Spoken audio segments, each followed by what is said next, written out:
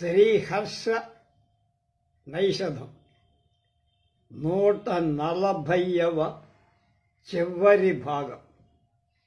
బ్రహ్మశ్రీ ఉడాలి సుబ్బరామశాస్త్రి గారు, retired principal, సంస్కృత college principal, Nellore. వారి అద్భుతమైన తెలుగు అర్ధ తాత్పర్య వ్యాఖ్యాన భావసహితమైనటువంటి చక్కని పుస్తకం దొరికింది. దాన్ని దాదాపుగా 140 ఎపిసోడ్లు చేశాం.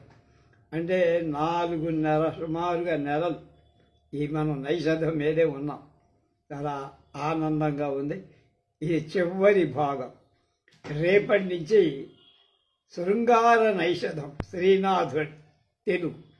దాన్ని ఒక వారంలో అందులో విడిగా నేను చెప్పేదేమి ఉండదు, పద్యాలు చదువుకుంటూ వెళ్తామే. ఇది అయింది కదా, అది కూడా చెయ్యాలి అనే ఉద్దేశం.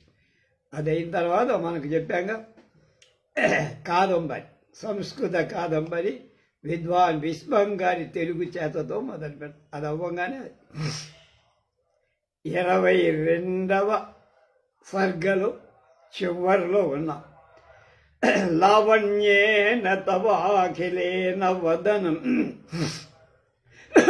తత్పాత్రమాత్ర స్పృశ చంద్రః ప్రోంచనలబ్ధతార్థమలినే నారంభిశేషేణ యః తల్లేఖాభిషిఖామణి సుషమయా ఉత్కృంత్య శంభూరభూ దబ్జం పశ్య పదం యదస్పృశదతః పద్మంచ సద్మశ్రియః.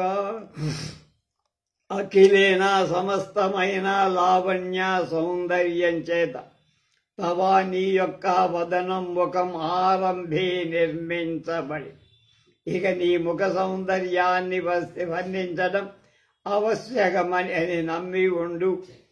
మత్ప్రాత్రమాత్ర స్పృహ, ముందు చెప్పినట్లుగా ఆ సౌందర్యాన్ని ఉంచిన పాత్రకే అంటినట్టు పురోంచన తోమటం చేత లబ్ధత ప్రాప్తి కలిగిన అర్ధమలినేన సగం పాలు మాలిన్యం కలిగిన శేషేన మిగిలిన భాగంచే యహ ఏ చంద్రః చంద్రుడు ఆరంభి నిర్మింపబడ్డాడు. తల్లేఖాపి తత్ ఆ చంద్రుడి యొక్క లేఖాపి 16వ భాగమైన కళ సుషమయ పరమశోభచే అహంకృత్య ఆ చంద్రుడి కంటే నేనే రమణీయంగా ఉన్నానని గర్వంతో శంభూ శివుడికి శిఖామణి శిరోభూషణంగా అభూత్ అయ్యారు.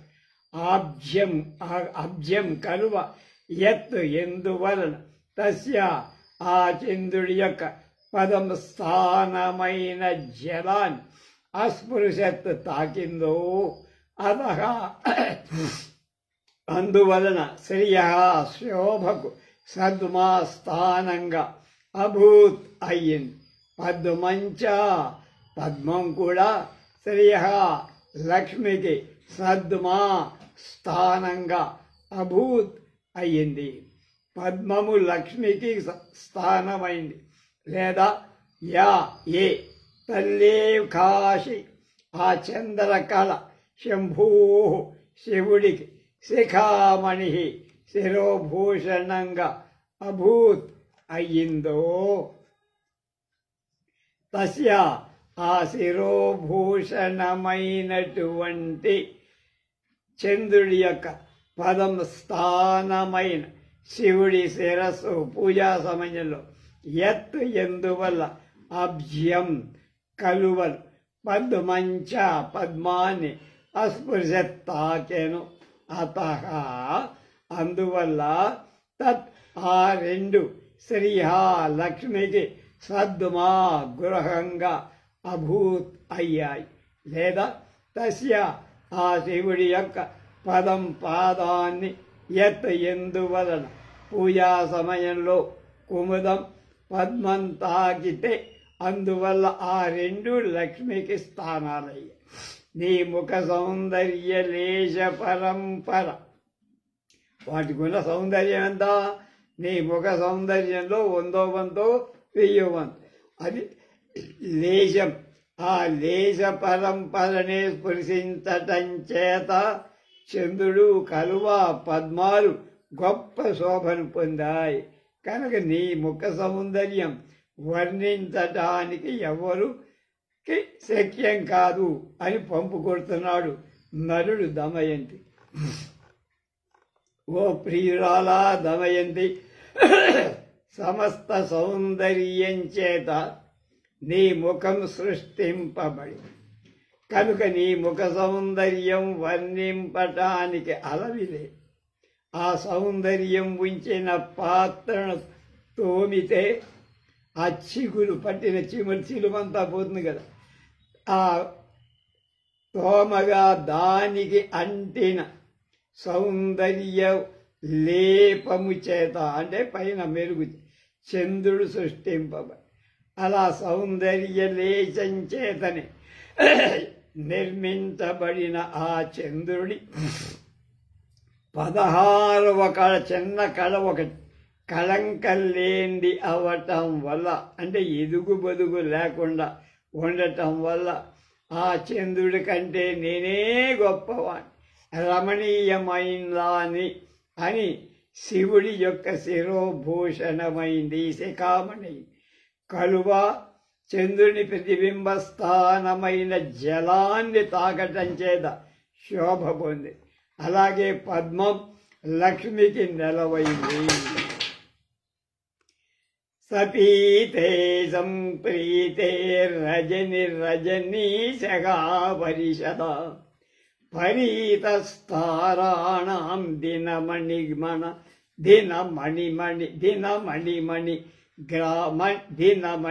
మణిగ్రావమణిక ప్రియే పశ్యోత్ప్రేక్షా కవిభిరభిధానాయ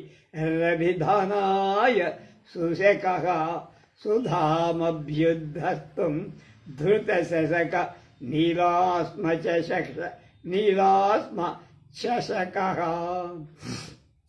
ఏ ప్రియురాలా, సంప్రీతే నక్షత్రాలకు సంబంధం ఏర్పడిన ప్రీతి వలన, సపీతే కలిసి పానం పేత ఉంటే తాగటం, సపీతే కలిసి పానం చేయటం అంటే మిత్రులందరూ కూడా చీరలు కొట్టుకుని తాగుతూ ఉంటారు, అలాగన్నా ఆ పానం చేయటం వల్ల తారాణం నక్షత్రాల యొక్క పరిషదా సంఘం చేత పరీత చుట్టబడిన అయం ఈ రజనీశ చంద్రుడు దినమణిమణిగ్రావమణిక, దినమణిమణి సూర్యకాంతమణిమణి సూర్య, దినమణి అంటే సూర్యకాంత, దినమణి అంటే చంద్రుడు, సూర్య దాని మణి అంటే సూర్యకాంతమణి. కనుక గ్రావాశిలతో చేయబడి మణిక కలశం కలిగిన ఉత్ప్రేక్ష కవివి, ఉత్ప్రేక్ష అనేటువంటి పోలికతో వస్తువానికి అంతరం భావించి ఉత్ప్రేక్ష విషయంగా చతురులైన కవివి శ్రీహర్ష మహాకవులనేటువంటి తారాపరిషదైవ నక్షత్ర కవి నక్షత్ర సంఘాలచే సుధాం అమృతాన్ని అభ్యుద్ధత్వం ఎత్తుకోవడానికి ధృత ధరించబడిన శశక కుందేలని నీలాశ్మ నీలం పొదగబడిన లేదా నీలమణిమయమైన చక్షుష చషక వివ గిన్నెలాగా ఉన్నట్టు అభిధాయ వర్ణించటానికై శుశక సుఖంగా సాధ్యమైన వాడు అయ్యాడు పశ్చాత్తు.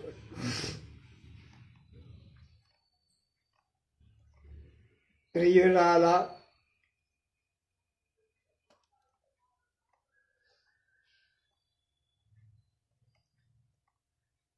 నక్షత్రాల పరస్పర మైత్రి వలన మిత్రులు కావు అని భావించే సహపానాల్ని అనుసరించి అందరూ కలిసి తాగటం.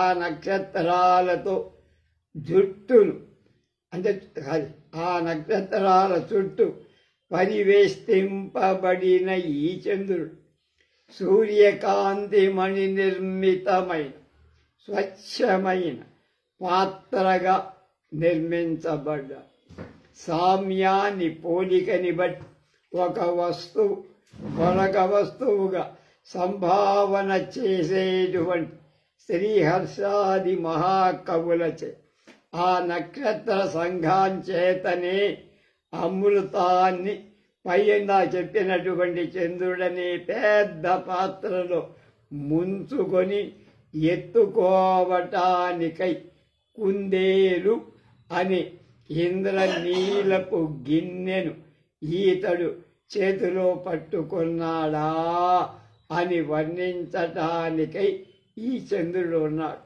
అంటే ఆ చంద్రుడు అమృతపూర్ణమైన పాత్రం. దాని నుండి తారలు అమృతాన్ని ముంచి ఎత్తుకోవటానికి ఉపయోగపడే నీలమణిమయమైన గిన్నెగా ఆ చంద్రుడు అందులో కుందేలు అనేటువంటి కలంకం వల్ల నీలంగా కనపడ్డాడని కవి ఆశయం. ఆస్యం సీతమయూఖమండల గుణానాకృష్యతే నిర్మితం శంకే సుందరి సర్వరీ పరివృఢస్తే నైష దోషాకరః ఆదాయేందుర్మృగాదపీగ నిగితే పశ్యామి సారం దృశౌ తద్వక్త్రే సతిభావిధౌ ధృతిమయం దధ్యాద నందకుతః. హే సుందరి దమయంతి, విధినా బ్రహ్మచే సీతమయూఖా చంద్రుడి యొక్క మండలము యొక్క గుణాలను ఆకృష్య గ్రహించితే నీ యొక్క హాస్యముఖాన్ని యతః ఎందువలన నిర్మించబడిందో తేన ఆ గుణాల యొక్క ఆధిక్యం వలన శర్వరీ పరివృఢం, శర్వరీ రాత్రికి పరివృఢం ప్రభువైన చంద్రుడు దోషాకరః దోషాలకు ఆకరః ఉత్పత్తి స్థానం కాని దోషాకరః రాత్రిని కరహ చేసేవాడి అంటే రాత్రించరుడుగా నా కాని ఇది అని అహం నేను శంకే అనుమానిస్తా.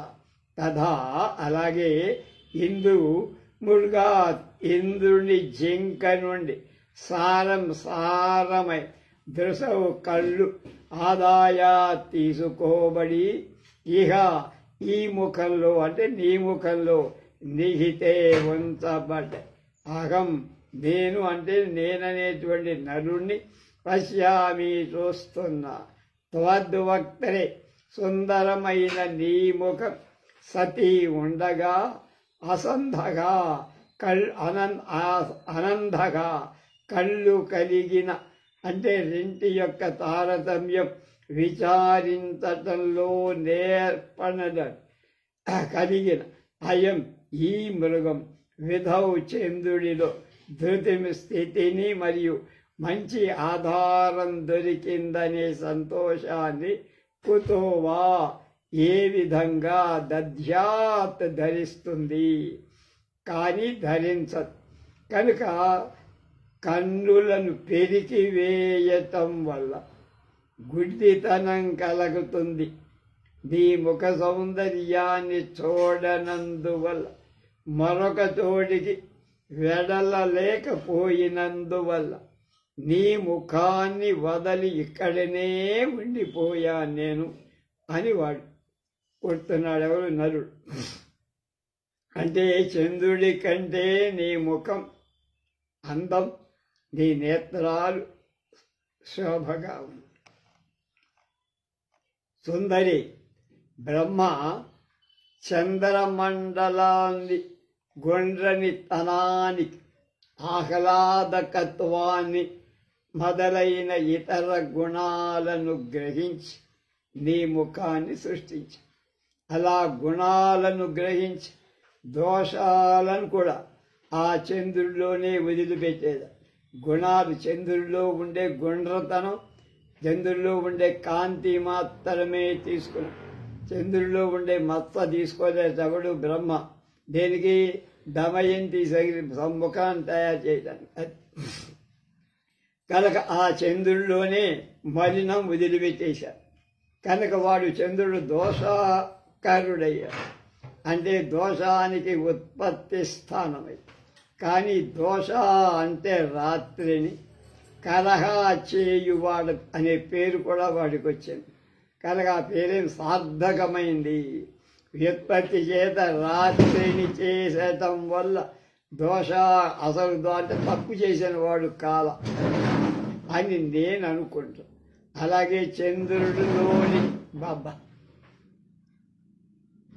జింకలు శ్రేష్టాలైన కళ్ళను గ్రహించి నీ ముఖంలో ఉంచాడని నేను అనుకుంటాను. ఎందుకంటే చాలా సుందరమైన నీ ముఖం వెలుగుతుండగా కళ్ళు కలిగిందై ఈ చంద్రుడు నీ ముఖానికి తారతమ్యంలో చాతుర్యం కలిగినటువంటి ఈ జింక చంద్రుడిలో ఉనికి, అలాగే మంచి స్థలం దొరికింది, దానికి మంచి ప్లేస్ దొరికింది. తంతే గారెల బుట్లో పడ్డట్టుగా చంద్రుడిలో చేరి కూర్చుంది ఆ జింక. కనుక కళ్ళను పీకి వేయటం వల్ల గుడ్డితనం కలిగి నీ ముఖ సౌందర్యాన్ని చూడజాలనందువల్ల ఇంకొక చోటికి పోలేక చంద్రులోనే ఉండిపోయింది ఆ మృగం అనే కళంకం. శుచి రుచి ముడుగణ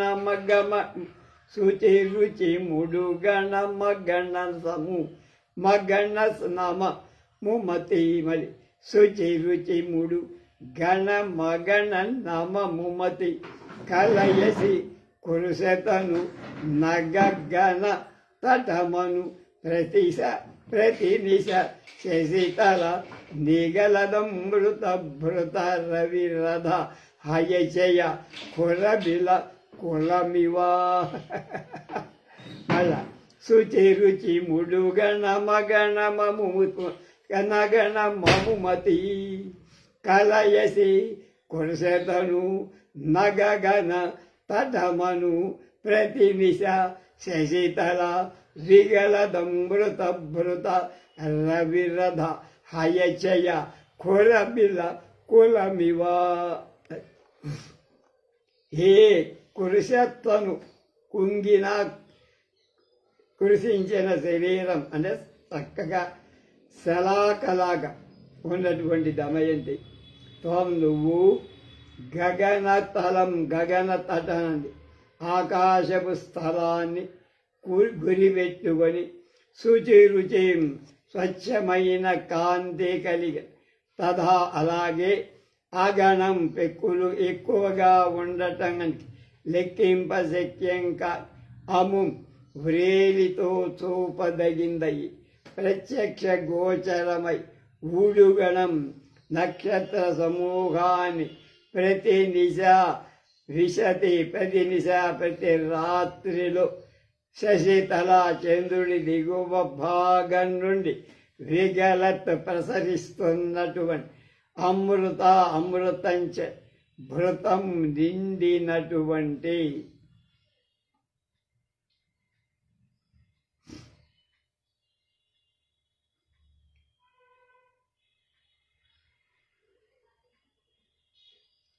రవిరథ సూర్యరథము యొక్క హయా గుర్రాల యొక్క క్షయా సమూహాల యొక్క కులా గిట్టల యొక్క బిలా రంధ్రాల యొక్క కులమివ సమూహమా అన్నట్లు నాతి కలయస్ ఎక్కువగా లెక్కింపవా అంటే తప్పగా అతిశయించే ఉంటావు కానీ నువ్వు దాన్ని లెక్కేసుకో అన్నారు.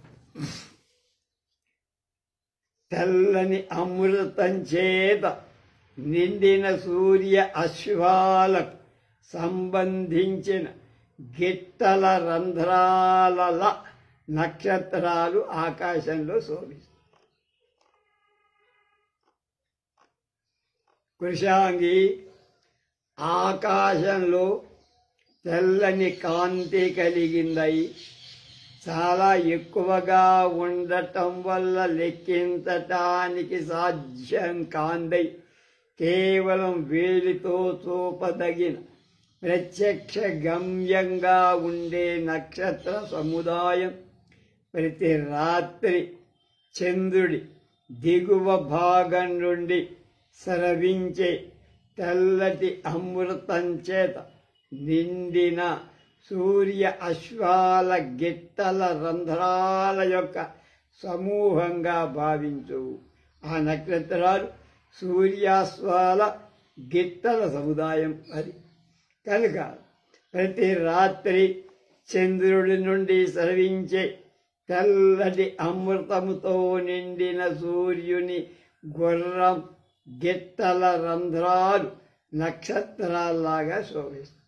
ఉపనతముడు పుష్పజాతమస్తే భవతు జనః పరిచారకస్తవాయం తిల తిలకిత పట్పటాభవిందుం వితర నివేద్య ముపాస్వ పంచబాణం. హే ప్రియే దమయంతి,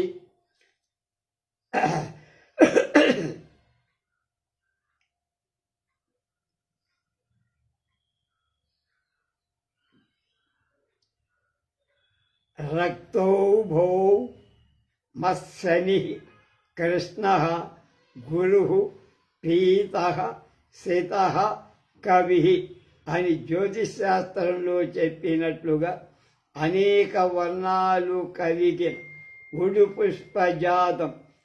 ఉడు అంటే నక్షత్రాలని, పుష్పజాతం పుష్ప సమూహం, ఉపనతం తనంతట లభ్యమై ఆస్తే. అయం ఈ నేను అనేటువంటి జనం తవ కామదేవుడి పూజను ప్రారంభించిన నీకు పరిచారక, పూజకు చందనాదులను సమకూర్చే సేవకుడిగా, నీకు చేసే సేవకుడిగా భవతు ఉంటుగాక, నన్ను నీ పనిలో పెట్టుకోనట్టు.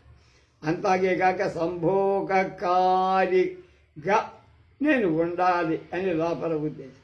త్వం నువ్వు తిల తిలకిత పరిస్పర్పితాభం, తిల తిలకిత పర్పటాభం, తిలా నువ్వులతో, తిలకిత తిలకముగా కలదిగా చెయ్యబడి, పర్పట బియ్యపు పిండితో చేయబడిన ఆహారం విశేషం, ఒక పిండి వంట.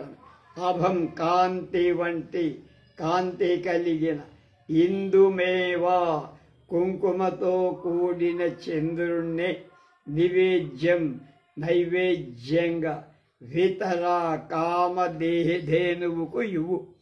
పంచబాణం ఆ కామదేవుడు అంటే మన్మధుడు, ఉపాస్వ వాడిని పూజించు. ప్రియురాలా, రక్తో భౌమ శని కృష్ణ గురు పీత శిత కవి అని అంగారకాది గ్రహాలు ఎరుపు, నలుపు, పసుపు, తెలుపు రంగులు కలిగి ఉండటం వల్ల ఆ నక్షత్రాలని పూసల సమూహంలో తనంతటగా తాను నీకు లభించింది. కామదేవుడి పూజను ప్రారంభించే నీకు చందనాది పూజా సామగ్రిని సమకూర్చే పరిచారికొడనై ఉంటా. నేను సేవకుణ్ణిగా, సంభోగకారిగా ఉంటాను అని ఇంకొక అర్థం. మధ్య నువ్వులతో కూడిన బియ్య పిండితో చేయబడి ముద్ద వంటి కాంతి కలిగిన ఈ చంద్రుడి అంటే నువ్వుల మధ్యలో కళంకాలతో ఉన్న ఈ చంద్రుణ్ణి కామదేవుడికి నివేదంగా ఇవ్వాల్సి వస్తోంది. అది స్వర్భావి ప్రతిపాలన మెలద్దంథౌ యంత్రోద్భవ స్వభ్రాళీపతయాలు ధీధితి సుధాసారస్తుషారజ్యుతి పుష్పేశ్వాసన తత్ప్రియా పరిణయానందాభిషేకోత్సవే దేవః ప్రాప్త ప్రధాన కలక శ్రీరస్తు పందుస్తమే. ప్రియురాల ప్రకాశిస్తున్న తుషారజ్యుత మంచు కిరణాలతో కూడిన చంద్రుడు, అలాగే చంద్రుడనేటువంటి దేవుడు స్వర్భానుపంపాం మెలందౌగ్య సుధాసార స్వర్భాను రాహువునకు ప్రతివార చిలకటానికై పాలన చంద్రుడి యొక్క మింగివేయటం అనే పనిలో మిలా ఈ భూమి మీద ఒక వస్తువును అంటే సాధారణంగా ఏదో ఒక వస్తువును కోరుకుంటారు కదా, ఆ కోరిక అనేటువంటిది ఇక ఏంటి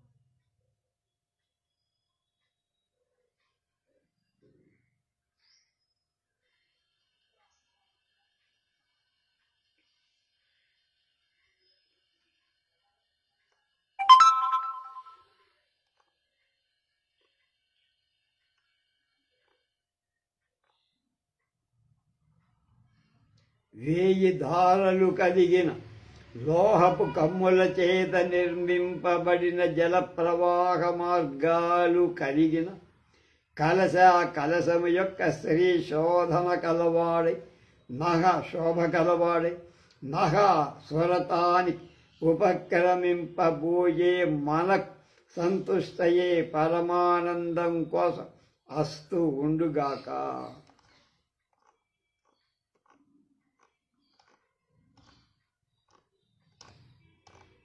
ప్రియురాల ప్రకాశశీలుడైన చంద్ర భగవానుడు రాహువు అనేక సార్లు తనని మింగటంచేత అతడి దంత సమూహం అనే రంధ్ర సాధనంచే అతడిపై వేయబడిన సహస్ర సంఖ్యాకాలైన బొక్కలు బెజ్జారలో పడి అతని కాంతులని అమృతసారం కలవాడై రతీమన్మధుల వివాహం వల్ల ఆనందానికై జరిగేటువంటి సుమహాభిషేక ఉత్సవంలో 1000 బెజ్జాలు వేయబడిన వాడి నుండి ఉదకధారలు వెలువడటం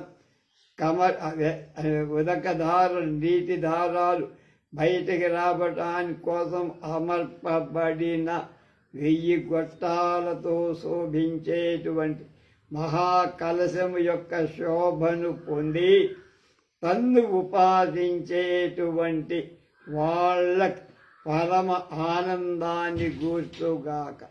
అలా పూజింపబడిన చంద్ర భగవానుడు స్వరతానికి ఉపక్రమించే మన ఇద్దరికి ధనదమయంతు పరమానందం ఇవ్వుగాక. ఆనందాభిషేకోత్సవే అనే అనుభవం చేత ఆనంద వరం చేత తుష్టయేస్తు అని ఆశీసుల చేత గ్రంథ సమాప్తి పూర్తి చేశాడు. ఇక్కడ మహాభారతంలో వర్ణింపబడిన ఉత్తర నల చరిత్రను నీరసంగా ఉండటం చేత నాయక అభ్యుదయాన్ని చెప్పనందువల్ల సహృదయ ఆహ్లాదమే కార్యఫలం అవటం వల్ల శ్రీహర్షుడు ఉత్తర నల చరిత్రను వర్ణింపలేదని కొందరి అభిప్రాయం. శ్రీహర్షం కవిరాజరాజిమకుటాలంకారహిరత్సుతం శ్రీహీరసుషుభే జితేంద్రియచయం మామల్లదేవీచయం ద్వావింశో నవసాహసాంకచరితే చంపూయోయం మా కావ్యే తస్య కృతో నలీయచరితే సర్గో విసర్గోజ్వలం జ్వలః. కవిరాజా కవిశ్రేష్ఠుల యొక్క రాజీ పంక్తితో అంటే వరుసలో మకుట శ్రేష్టమైన వాళ్ళ అలంకార భూషణమై హీరా వజ్రమణి అయిన శ్రీహీర శ్రీహీరుడు జితేంద్రియచయం జిత జయింపబడి ఇంద్రియ జయం ఇంద్రియ సమూహాలు కలిగిన శ్రీహర్షం శ్రీహర్షుడనే పేరు గల యం సుతం ఏ కుమారుణ్ణి సుషువే ఉత్పత్తి చేశాడో పుట్టించాడో ఎవరి ద్వారా మామల్ల దేవి మామల్ల దేవి అనే భార్య వల్ల పుట్టించాడో తల్లి అయినట్టే మా ఇతని కావించాడో యహ ఏ పుత్రుడు సుషువే పుత్రుని సుషువే అంటే నవసాహసాంక చరిత్ర మొదలైన చెంపు కృత గజ్య పద్య మయం కావించిన తస్య ఆ శ్రీహర్షుడి యొక్క కృతౌ కృతి అయిన నలీయ చరితే నైషధీయ చరితాన్ని అచరితమని మహాకావ్యే మహాకావ్యంలో నిసర్గ ఉజ్వల స్వభావ ప్రకాశమైన 22వ సర్గ అయిపోయింది, నడచింది అని అర్థం. శ్రీమదాత్రేయ గోత్ర శ్రీమద్ ఉడాలి నృసింహశాస్త్రి తనూజ విక్రమసింహపురి వేద సంస్కృత కళాశాల భూతపూర్వ ప్రధానోపాధ్యాయ శ్రీ సుబ్బరామశాస్త్రి విరచితమైన నైషధ ఆంధ్ర వ్యాఖ్య 22వ సర్గ సమాప్తం. ఇప్పుడు కవి ప్రశస్తి చెప్తున్నారు. యథాయూనస్తద్వత్ పరమరమణీయాపి రమణీ కుమారాణామంతఃకరణహరణం నైవ కురుతే మదుక్తిశ్చేదంతర్మదయతి సుధీభూయ సుధియః కిమస్యానామస్యా దరస పురుషానాదరభరైః అని ఆయన చెప్పుకోరు. యథా ఎలా పరమరమణీయా మిక్కిలి అందకత్తె అయిన రమణీ యువత్ యూనః యువకుడైన కాముకుడి అంతఃకరణ హరణం, అంతఃకరణం అంటే హృదయం యొక్క హరణం ఆకర్షణం కురితే చేస్తోందో తద్వత్ అలాగే కుమారాణం పాలు తాగటం చేత తృప్తి పొందిన బాలుర యొక్క అంతఃకరణ హరణం హృదయం యొక్క ఆకర్షణాన్ని నైవ కురితే చేయజాల తథా అలాగే ఇయం ఈ కావ్య రచనా రూపము కలిగిన పరమ రమణీయా మిక్కిలి రసవంతమైన మధుక్తి నా రచనమైన నైషధీయ చరితము సుధీభూయ అమృతంగా ఏర్పడి సుధియ అంటే సకల ధర్మ రహస్యాలు తెలిసిన మిక్కిలి సరసుడైన పండితుడి యొక్క చేత మనస్సును మదయతి చేత్ సంతోషపరచింతే అస్యాహ ఆ పండితుడిచే మిక్కిలి ఆదరింపబడిన నా రచన రూపమైన నైషధీయ చరిత కృతికి అరస పురుషానదాదర భరై అరస రసజ్ఞులు పురుషుల యొక్క అనాదర భరై తిరస్కార సమూహం చేత కిం నామాస్యాత్ ఏమి ఏర్పడుతుంది? ఎవడికో ఒకడికి అర్థం కాకపోతే దానివల్ల నాకేం పోయి నష్టం అని అర్థం. సూత్రాది అతి సౌందర్యవతి అయిన యువతి కాముకుడైన యువకుడి చిత్తం ఎలా ఆకర్షిస్తుందో అలాగే పాలు తాగటం చేతనే తృప్తి చెందేటువంటి బాలుర హృదయం ఆకర్షించలేదు. బాలురికి ఆ దమ్ము ఉండదు, వాళ్ళ చేత కాదు కనుక యువకుడికి చేత అవుతుంది.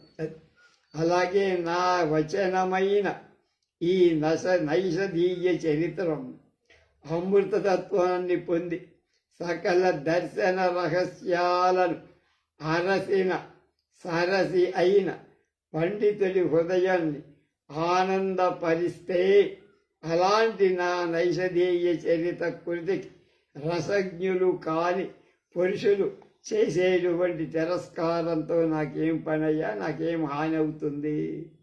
ఏమీ ఏర్పడు. ఒక్క పండితుడు ఆదరిస్తే గొప్ప గౌరవం ఏర్పడు. అనేక మంది జ్ఞానశూన్యులు తిరస్కరించినా దానికి ఏమి పోయే విలువ ఏం పోదు. దిశి దిశి గిరిగ్రావాణ స్వాం వమంతు సరస్వతీం తులయతు మిధస్తామాపాతస్ఫురధ్వని డంబరాం న పరమ పరః క్షీరోదన్వాన్ యదీయముదీర్యతే మధితు రమృతం ఖేదచ్ఛేది ప్రమోదనమోదనం. రెండవ శ్లోకం. గిరిగ్రావాణ పర్వత శిలలు దిశి దిశి ప్రతి దిక్కులో స్వాం తమకు సంబంధించిన సరస్వతీం అంతర్వాహిని అయిన నమస్తు విడుతుగాక అంతర్వాహిని అయిన సరస్వతి నదును వదులుగా ఆపాత సమగ్రంగా వింపబడటం చేత స్ఫురత్ ప్రకాశించే తాం ఆ ధ్వనిడంబరాం శబ్దాడంబరం కలిగిన తాం ఆ నదిని మిధా పరస్పరం తలయతు పోల్చుకొని సమానం కావించుకుంటే కావించుకున్నారు గాక. అలాగే ఆపాత మొదటి నుంచి చివరి దాకా స్ఫురత్ ప్రకాశించే ధ్వని నదీ ఘోషము యొక్క షడంబరాం ఆడంబరం కలిగిన తాం దాన్ని తులయతు జనం సరిపోల్చుకొనుగాక. సహా అది పరం కేవలం అపరం మరొక లేదా సాటి లేని క్షీరోదాన్వాద్ పాలకడలి మిల్కీవే అది యదీయం ఏ పాలకడలికి సంబంధించిన అమృతం ఉదీర్యతే ఈ విధంగా చెప్పబడుతోంది లేదా ఉదీయతే పుడుతోంది. ఎలాగంటే మధ్యతో ఆ పాలకడలిని చిరికినప్పుడు దేవాది సమూహాల ఖేదచ్చేది చిలుకడం వల్ల కష్టాన్ని తొలగించి తథా అలాగే ప్రమోదనం మిక్కిలి ఆనందాన్ని ఇచ్చే తథా అలాగే ఓదనం అంటే భోజనం సిద్ధాన్నం తయారు చేయబడిన రెడీమేడ్ ఫుడ్ అని.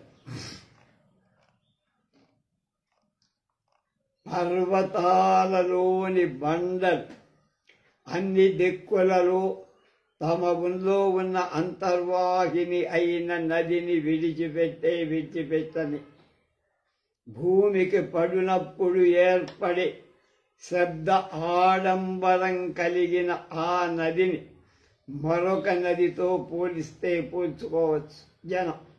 అలాగే ఆ ఆరంభంలోనే ఒక గొప్ప ఘోష కలిగినటువంటి ఆ నదిని జనం సరిపోల్చకపోతే పోకపోవచ్చు.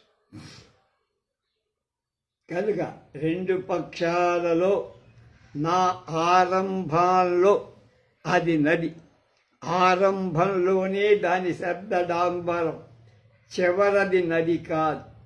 ఆ శబ్దాడంబరం చివరకు వచ్చేటప్పటికే ఉండదు.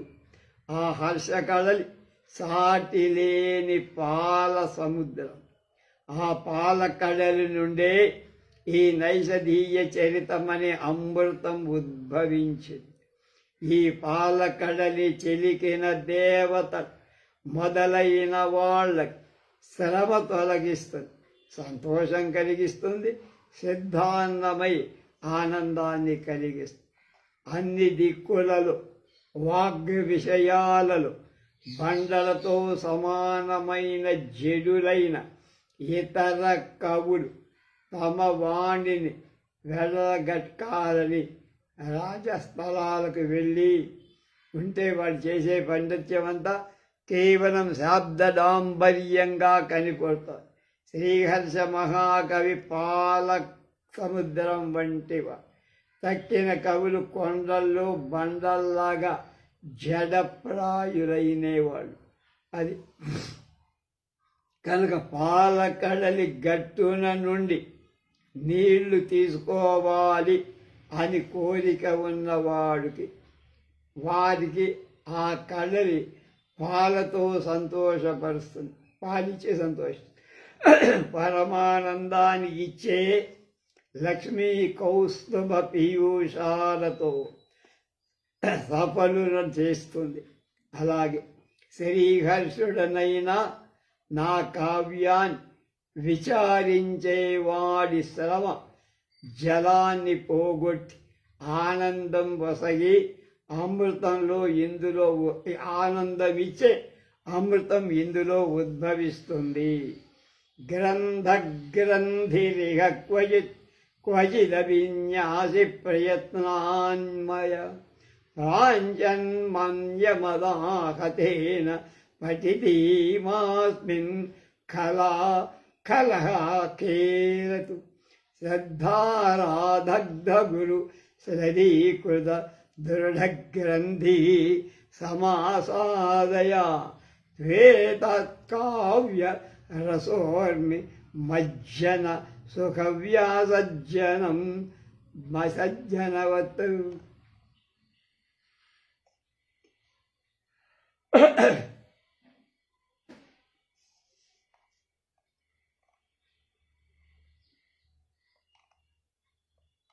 పరాంగ్మన్మన్స్య తన్ను ప్రాజ్ఞుడిగా తలచే మనాహ మనసు కలిగినవాడు. అస్మిన్ ఈ కావ్యంలో హతేవా తనకు ప్రజ్ఞకు ఎక్కువగా ఉన్నది మొండితనంతో పఠితే ఈ కావ్యాన్ని పఠించే కలుహు దుష్టుడు. మా కేల దీంతో ఏముందరా దాన్ని వ్యాకరింపవచ్చు అని గర్వ ప్రదర్శన చెయ్యరాదని. ఇక ఈ కావ్యంలో క్వచిదభి అక్కడక్కడ మయా నాచే ప్రయత్నాత్ బుద్ధిపూర్వకం గ్రంథి గ్రంథాలలో అర్థం కాని ముడి వంటి క్లిష్ట కల్పన కాని న్యాసి కలముఖభంగానికై ఉంచబడింది. క్వచిదభి అని చెప్పడం వల్ల అక్కడక్కడ ప్రసన్నత ఉన్నదని, దానివల్ల దీనికి కావ్యత్వ హాని లేదని చెప్పారు. శ్రద్ధతో ఆరాధ దైవ బుద్ధితో పూజింపబడిన గురువుచే శలధీకృత వదిలింపబడిన దృఢగ్రంథి గట్టి ముడులు కలిగిన అంటే సుబోధం కావింపబడిన కఠిన భాగాలు కలవాడై అంటే గురు సంప్రదాయంతో తెలియబడే అర్థాలు కలవాడైన కాగునుక గర్వం పోయి సజ్జన సాధువు ఏతత్ ఈ కావ్యం యొక్క రసోర్మి అమృత తరంగాలలో మజ్జనం మునగటం వల్ల సుఖమనేటువంటి వ్యాసజనం విశేషమైన ఆసక్తిని సమాసాదాయత్ పొందుగాక. గురు పరంపర లేక ఒక పద్యానికి అర్థం కూడా అర్థం కాదు నీకు. గురువులుంటేనే వాళ్ళు రాసేటువంటి దాన్ని బట్టి అర్థమవుతుంది. లేకపోతే మనకంతా గ్రీక్ అండ్ లాటిన్. ఎవడు గురు పరంపరను అనుసరించి ఈ కావ్యాన్ని అంటే ఈ కావ్యం పఠించాలంటే గురువు దగ్గర నేర్చుకోవాలి. ఎవడు దీన్ని గురు పరంపరతో చదువుతాడో, అధ్యయనం చేస్తా, అతడే సుఖవంతుడని శ్రీహర్ష కవి వాడిని దీవిస్తున్నాడు. దుష్టుడు తాను మేధావుడిని అనే భావన చేస్తూ గురువు సేవ చెయ్యకుండా మొండితనంగా ఈ కావ్యాన్ని చదువుతూ ఇందులో ఏముందాయా అని నిర్లక్ష్య వైఖరితో వ్యాఖ్యానం చేయటానికి మొదలుపెట్టి గర్వాన్ని ప్రకటించకుండటానికి ఈ కావ్యంలో అక్కడక్కడ బుద్ధిపూర్వకంగానే ఎవ్వరి అవగాహన చేసుకోవటానికి సాధ్యం కాని గ్రంథులను ఉంచ శ్రద్ధతో గురువును పూజించి ఆయన దగ్గర ఈ గ్రంథాన్ని కనుక నేర్చుకున్నవాడైతే అలాంటి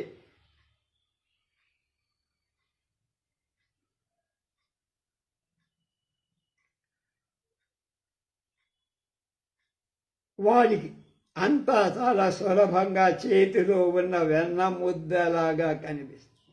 ఒక్క పద్యంలో కూడా అర్థం అవగతం కాదు కనుక శిక్షణ లేకపోతే, గురువు యొక్క అనుగ్రహం లేదే, గురువు యొక్క మార్గదర్శకం లేకపోతే నేను రాసిన నలచరిత్ర ఎవరికి ఒక్క పద్యం కూడా అర్థం కాదు.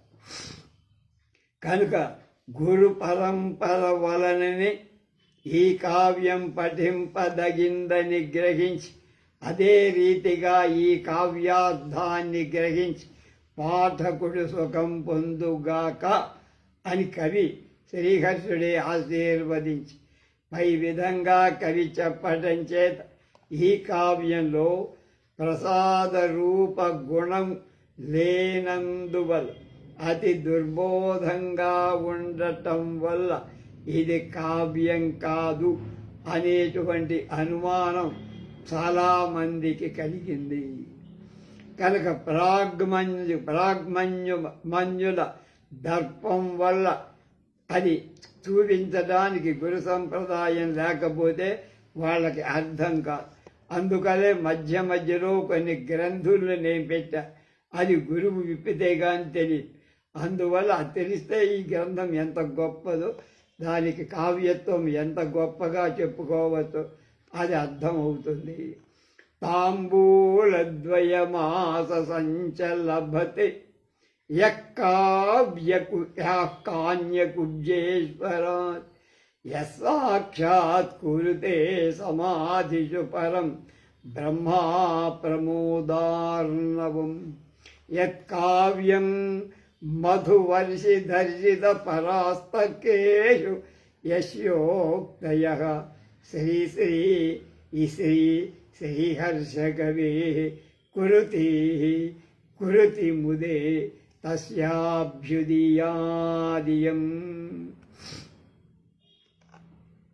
యః శ్రీహర్ష మహాకవి కాన్యకుబ్జేశ్వరాత్ కన్యాకుబ్జ ప్రభువు నుండి సకల పండితులతో ఆధిక్యాన్ని సూచిస్తే తాంబూలద్వయం 2 తాంబూలాలు ఆసనంచా విద్వాంసులకు యోగ్యమైన ఆసనాన్ని లభతే పొందుతున్నాడు. కేవలం ఈ కవి రాజ్య పూజ్యుడేనే అనుకుంటున్నారా? కాదు. కింతు కానీ యహ ఎవ్వడు సమాధిషు అంటే అష్టాంగ యోగాలలో కానీ ధ్యానంలో కానీ ప్రమోదార్ణవం ప్రమోద పరమానందానికి అర్ణవం సముద్రమైన సాగరమైన లేదా పరమానంద స్వరూపమైన పరం వాక్కులకు మాటలకు మనసుకు గోచరం కాని బ్రహ్మాన్ని సాక్షాత్కృతే ప్రత్యక్షం చేసుకున్నాడు. అతడు కేవలం బ్రహ్మజ్ఞానే కాదు, సత్యత్ కావ్యం ఎవడి యొక్క కావ్యం మధువర్షి అతి సరసంగా అమృతాన్ని వర్షిస్తుందో కనుక వాడు ఇతడి సరసుడైన మహాకవి. తర్కేషు తర్కశాస్త్రాలలో యస్య ఎవడి యొక్క ఉకేతయ మాట దర్శిత పరాహ దర్శిత తిరస్కరింపబడి పరాహ ప్రతివాదులు కలిగినవి. యస్య ఆ విద్వన్మండల చూడామణి అయిన శ్రీహర్ష కవి శ్రీహర్ష సంపద్యుక్తుడైన శ్రీహర్ష కవి శ్రీకి ఎలా ఉందో ఈయన కూడా శ్రీహర్ష అన్నమాట.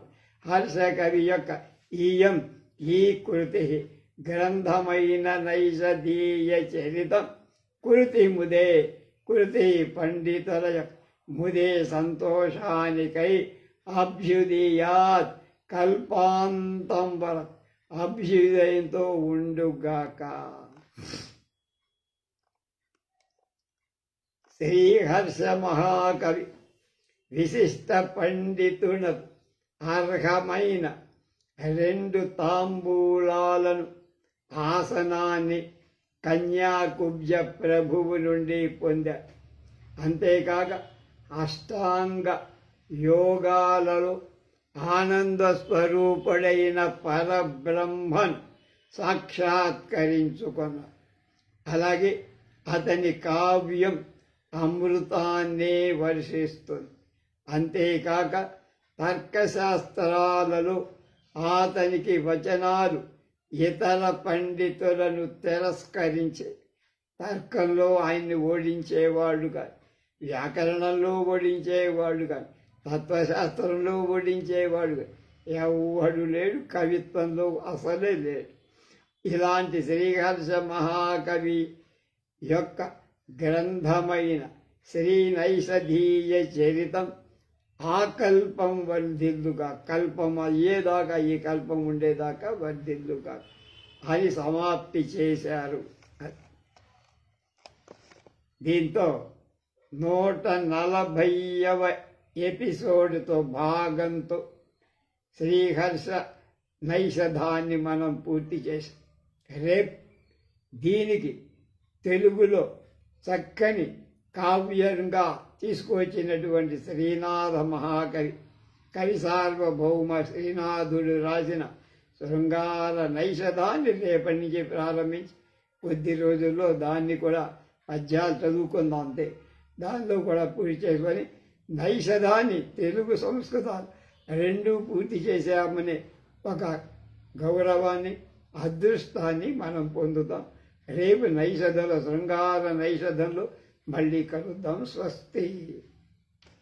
దీనికి ఎంత చక్కని వ్యాఖ్యానం రాసిన సంస్కృత మహాపండితులు బ్రహ్మశ్రీ ఉడాలి సుబ్బరామ శాస్త్రి గారికి పాదాభివందనాలు. వారు ఏ లోకంలో ఉన్న వారికి పాదాభివందనాలు సమర్పిస్తూ నాకు ఇంతటి అదృష్టం కలగటానికి వారి రచనమే కారణమని చెబుతూ మీ దగ్గర సెలవు తీసుకుంటాను.